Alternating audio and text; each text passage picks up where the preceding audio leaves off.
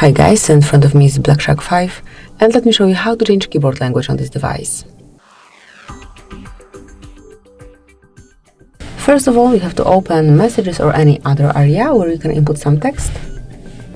Now click on Start Chat and here you've got the current language. To change it, tap on Settings icon, select Languages, click on Add Keyboard and select the language that you want to apply. As you can see, the list is pretty long, so you'll definitely find something suitable. So I think that's the end, yeah. So here it is. This is the whole list of languages. Now you can smoothly apply whichever language you want to have. Then remove unnecessary language. Obviously you can stay with both and then you will be able to switch between languages by tapping on space.